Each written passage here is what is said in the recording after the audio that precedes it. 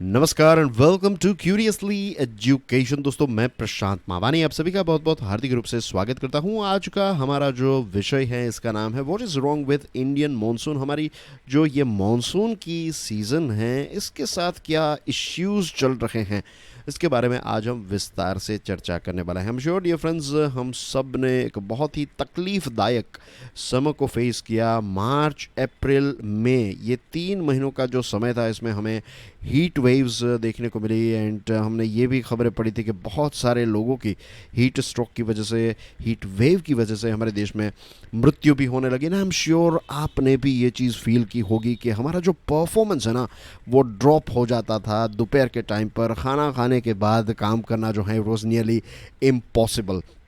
तो ये सिचुएशन से जब हम गुज़र रहे थे तो हमें ये लग रहा था कि जब बारिश स्टार्ट हो जाएगी तो हमें एक राहत मिल जाएगी। लेकिन अगर हम हमारे देश की बारिश की पैटर्न को देखें, मॉनसून की पैटर्न को देखें, तो देखिए हमारे देश का जो नॉर्थ वाला पार्ट है, नॉर्थ वेस्ट वाला पार्ट है और सेंट्रल इंडिया का पार्ट जो है, मैं बात कर रहा हूँ रफली स्पीकिंग इस रीजन की और ये रीजन जो है, तो यहाँ पर क्या हुआ है पता है। यहाँ पर अभी हमें रेनफॉल डेफिसिट देखने को मिल रहा है। इसका मतलब ये है कि जितनी बारिश, जितनी क्वांटिटी में यहाँ पर बारिश होनी चाहिए उससे बहुत कम बारिश इन 3 बेल्ट्स में हमें देखने को मिली है। दूसरी तरफ अगर हम हमारे नॉर्थ ईस्ट इंडिया को देखें और इसी के साथ हमारा जो पड़ोसी देश है बांग्लादेश, उसकी सिचुएशन देखें तो वी आर टॉकिंग अबाउट ये सर्कल और ये वाला सर्कल। तो यहाँ पर फ्लड्स आए हैं, बाढ़ आई है और ये बाढ़ भी कैसी डिवास्टेटिंग फ्लड्स हमें यहाँ पर देखने को मिले हैं। अब आगे बढ़े उससे पहले डियर फ्रेंड्स, मैं आपको क्विकली एक चीज़ समझाना चाहता हूँ कि जो ये साउथ वेस्ट मानसून है ना, ये साउथ वेस्ट मानसून की जो विंड्स हैं उसकी पैटर्न कैसी होती है। तो मानसून टाइम पर ये जो इंडियन ओशियन है या फिर आप कह सकते हैं अरेबियन ओशियन से जो हवाएं हैं वो इस तरह से हमारे देश में एंटर होती है और यहाँ से एक प्रकार का टर्न भी लेकर पाकिस्तान की तरफ भी ये सारी हवाएं जो हैं वो जाती है। और रही बात ये वाले रीजन की, नॉर्थ ईस्ट की, तो ये बे ऑफ बंगाल की जो हवाएं हैं वो इन सारे रीजन में बारिश लाती हैं। ठीक है, तो इस प्रकार की रफली स्पीकिंग एक पैटर्न होती है विंड की। अब देखिए मेघालय, जो आपकी स्क्रीन पर आप देख सकते हैं, दिस इज़ मेघालय। और मेघालय में आपने चिरापुंजी का नाम सुना होगा और आपने मोसिन राम का नाम सुना होगा ना। द मोसिन राम ये जगह जो है that is in Meghalaya and it is world's wettest place. दुनिया की सबसे ज़्यादा बारिश अगर किसी जगह पर होती है तो that is in Meghalaya, particularly in Mosin Ram. 17 जून को यहाँ पर क्या हुआ पता है। 17 जून को मोसिन राम में 1000 mm, रफली स्पीकिंग 34 से 35 इंच बारिश जो है वो सिर्फ एक दिन में हुई। कैन यू इमेजिन 34-35 इंच की बारिश एक दिन में। इंडियन मेट्रोलॉजिकल डिपार्टमेंट ने ये वाला जो स्टेशन है मोसिन राम वाला स्टेशन, तो अभी तक के इसके इतिहास में जब से आईएमडी ने हमारे देश में ये रेनफॉल की और वेदर एक्सेट्रा क्लाइमेट की जब से रिकॉर्ड स्टार्ट किया है, तो तब से लेकर आज तक सबसे ज़्यादा एक दिन में बारिश अगर ये मोसिन राम में हुई है तो दैट इज़ 1000 mm। कहने का मतलब ये है कि अभी तक का रिकॉर्ड जो है वो 17 जून में टूट गया और इसकी वजह से सिचुएशन ऐसी हो गई कि वहाँ पर बाढ़ आ चुकी है, बहुत सारे लोग जो हैं वो फंस चुके हैं। अनऑफिशियल आंकड़ा ये कहता है कि 60 जितने लोगों की मृत्यु हो चुकी है एंड यू वोंट बिलीव, लेकिन मिलियन जितने लोग यानी कि 10 लाख जितने लोग जो हैं वो इस एक्स्ट्रा बारिश से प्रभावित हुए हैं। जस्ट इमेजिन कि हम दूसरे जगहों पर रहते हैं तो हम इसको ऐसा फील नहीं कर सकते, but when you see images, when you see news clips, जब आप इन चीज़ों को समझते हैं कि 10 लाख से भी ज़्यादा लोग जो हैं वो बारिश की वजह से और इस बाढ़ की वजह से प्रभावित हुए हैं। जस्ट इमेजिन कि वहाँ पर सिचुएशन कैसी होगी। वहाँ पर बच्चों की पढ़ाई जो है वो रुक गई हैं, हॉस्पिटल की सिचुएशन क्या होगी। और मैंने कई बार मेरे अलग अलग लेक्चर्स में बताया है कि जब भी पानी के साथ जुड़े हुए कोई भी डिज़ास्टर होते हैं ना तो उसकी एक सेकंड इनिंग होती है। पानी तो चला जाएगा लेकिन उसके बाद दूसरी बीमारियां जो हैं वो होगी, कॉलेरा, जॉन्डिस और वाटरबोर्न दूसरे जो डिजीज़ हैं, मच्छर की वजह से होने वाले डिजीज़ एक्सेट्रा। अब मॉनसून विंड्स जो हैं, अभी जो मॉनसून विंड्स हमें देखने को मिल रही है अरेबियन सी में जो देखने को मिल रही है, ये काफ़ी स्लगिश हैं। स्लगिश यानी कि बहुत ही वीक हैं। ये भी एक अपने आप में एक बदलाव है। और बे ऑफ बंगाल में जो हमें ये मॉनसून की विंड्स देखने को मिल रही हैं, ये एक्सेप्शनली स्ट्रॉन्ग है। देखिए यहाँ पर सिर्फ मैं स्ट्रॉन्ग शब्द का इस्तेमाल नहीं कर रहा हूँ, पे अटेंशन। यहाँ पर बात हो रही है एक्सेप्शनली स्ट्रॉन्ग। जितनी स्ट्रॉन्ग होनी चाहिए उससे कई गुना ज़्यादा स्ट्रॉन्ग हमें यहाँ पर हवाएं जो हैं वो देखने को मिल रही हैं। अब इसकी इम्पैक्ट जो है वो क्या हो रही है वो तो हमने देखा, लेकिन ये सारी चीज़ें ऐसी क्यों हो रही हैं, उसके पीछे one reason is climate change. जब दोस्तों टेम्परेचर बढ़ता है तो समर के टाइम पर हमने क्या देखा, अगर आप खुले पैर रोड पर चल पाएंगे? द आंसर इज़ नो, क्योंकि रोड जो है वो गर्म हो जाएगा। रही बात आपके वाटर टैंक की, तो पानी जो है वो भी गर्म हो जाएगा। एंड वी ऑल्सो नो के हवा जो है वो भी गर्म हो जाती है। अब हवा जो है जब गर्म होती है तो क्या होती है, ये एक्सपांड होती है। और जब एक्सपांड होती है तो इसकी मॉइस्चर कैरी करने की जो कैपेसिटी है वो बढ़ जाती है। ये बेसिक साइंस है, लेकिन आपको भी इसके बारे में पता ही होना चाहिए। लेकिन फिर भी ये समझना आपके लिए बहुत इंपॉर्टेंट है कि वार्मर एयर होल्ड्स मोर मॉइस्चर, और सिर्फ ज़्यादा मॉइस्चर नहीं, लंबे समय तक ये मॉइस्चर जो है वो कैरी कर सकती है। तो this is one big reason कि क्लाइमेट चेंज की वजह से, ग्लोबल वार्मिंग की वजह से क्या हुआ है कि एयर जो है वो और ज़्यादा गर्म हो रही है। इसकी मॉइस्चर कैरी करने की कैपेसिटी, और ज़्यादा समय तक, लंबे समय तक ये मॉइस्चर जो है वो कैरी कर रही है। तो ये अपने आप में डेंजरस सिचुएशन हो गई। दूसरी जो सिचुएशन दोस्तों हमें देखने को मिल रही है दैट इज़ ला नीनिया। अब पैसिफिक ओशियन जो है वहाँ पर हमें ला नीनिया कंडीशन देखने को मिल रही हैं। और इंडियन ओशियन की बात करें तो इंडियन ओशियन डायपोल जो है ये फ़िलहाल नेगेटिव हैं। आप में से बहुत सारे लोगों को इसके बारे में पता नहीं होगा, तो लेट मी क्विकली एक्सप्लेन कि ये चीज़ क्या है। तो आपकी स्क्रीन पर आप देख सकते हैं, this is El Nino and this is La Nina. ये स्पेनिश शब्द है। अल नीनियो यानी कि द बॉय, ला नीनिया यानी कि द गर्ल। अब अल नीनियो सिचुएशन में क्या होता है कि ये जो गर्म पानी है वो इस तरफ आ जाता है, और इसकी वजह से बारिश बहुत कम या फिर ना के बराबर होती है। बेसिकली आप कह सकते हैं ड्राउट लाइक सिचुएशन, सूखा पड़ता है इंडिया में, साउथ एशिया में, ऑस्ट्रेलिया के पार्ट्स में, और इंडोनेशिया और इन सारे क्षेत्रों में, और अमेरिका और ये सारा रीजन जो है यहाँ पर बहुत ज़्यादा बारिश होती है।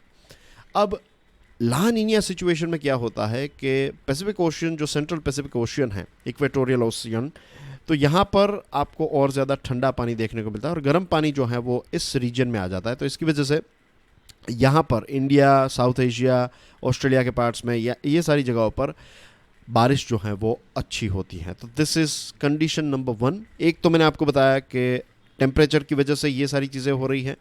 फिर बात आती है ये ला नीनिया की और इंडियन ओशियन डायपोल। अब इंडियन ओशियन डायपोल जो है वो एक पेंडुलम की तरह है कि जब पॉजिटिव फेज होता है तो गर्म पानी जो है इंडियन ओशियन का, ये अफ्रीका के साइड में होता है, और यहाँ पर जो ऑस्ट्रेलिया और इंडोनेशिया का जो बेल्ट है तो यहाँ पर आपको ठंडा पानी देखने को मिलता है।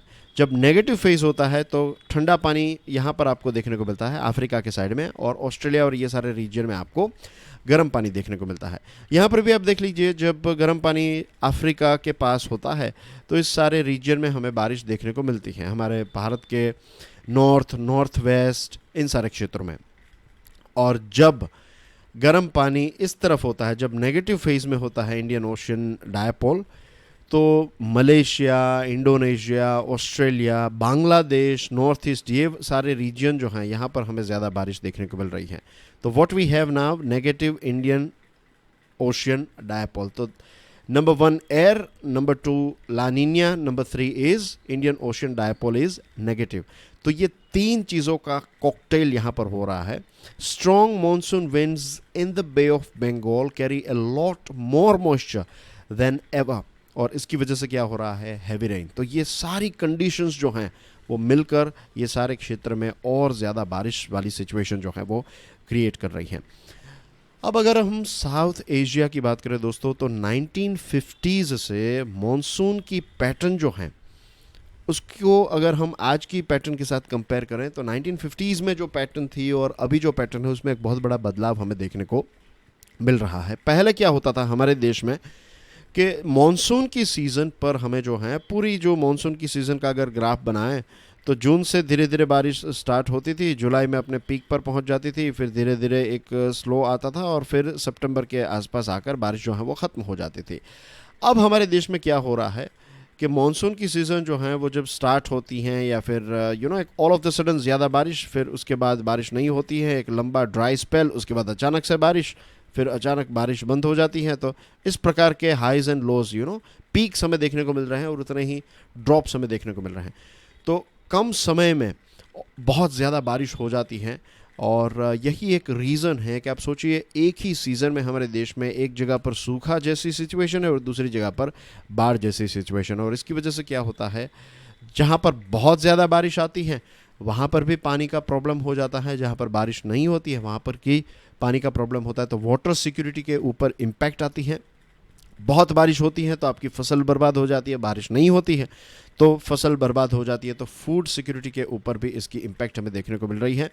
और साउथ एशिया का पूरा रीजन जो है वो क्लाइमेट चेंज की वजह से सबसे ज़्यादा वल्नरेबल है। उसके पीछे दो रीज़न है। Number one is Indian ocean से नज़दीक है ये साउथ एशिया यानी कि दक्षिण Asia.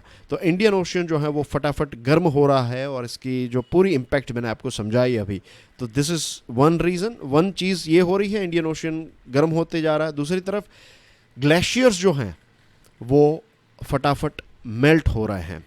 East coast of India और बांग्लादेश को अगर हम देखें तो ये दोनों रीजन जो हैं ये बे ऑफ बंगाल के साथ सटे हुए हैं और यहाँ पर सी लेवल जो है वो फटाफट इंक्रीज़ हो रहा है, राइज हो रहा है because of both this things. Glaciers melt हो रहे हैं तो गंगा और ये सारी नदियाँ, ब्रह्मपुत्र एक्सेट्रा ज़्यादा पानी ऐड कर रही हैं बे ऑफ बंगाल में, और दूसरी तरफ जो सी लेवल है वो राइज हो रहा है। तो यहाँ पर एक और सिचुएशन हो रही है कि यहाँ का जो ज़मीन का जो लेवल है, जो लैंड है, वो धीरे धीरे पानी में सिंक हो रही है। तो सबसे ज़्यादा वल्नरेबल अगर कोई रीजन है तो that is east coast of India and Bangladesh. और ये सारी चीज़ों की वजह से हमें स्टॉर्म सर्जेस भी देखने को मिले हैं। स्टॉर्म सर्जेस यानी कि ये जो साइक्लोन्स एक्सेट्रा चीज़ें होती हैं तो इसकी वजह से ह्यूज वेव्स आती हैं और बे ऑफ बंगाल जो है अरेबियन सी के मुकाबले यहाँ पर स्टॉर्म सर्जेस ज़्यादा हैं, यानी कि समंदर का जो खारा पानी है वो ज़्यादा अंदर के लेवल तक पहुँच जाता है। दूसरी तरफ साइंटिस्ट ये कह रहे हैं कि अगर टेम्परेचर में on an average 1 degree Celsius का अगर राइज है तो बारिश की क्वांटिटी जो है उसमें 7 से 10% जितना हमें इंक्रीज देखने को मिल सकता है। सारे नहीं लेकिन कुछ क्षेत्रों में। तो सी लेवल के बढ़ने की वजह से, फिर स्टॉर्म सर्ज साइक्लोन की वजह से और स्ट्रॉन्ग मॉनसून विंड की वजह से क्या हो रहा है, सॉल्ट वाटर इंट्रूजन यानी कि खारा पानी जो है वो ज़मीन पर आ जाता है।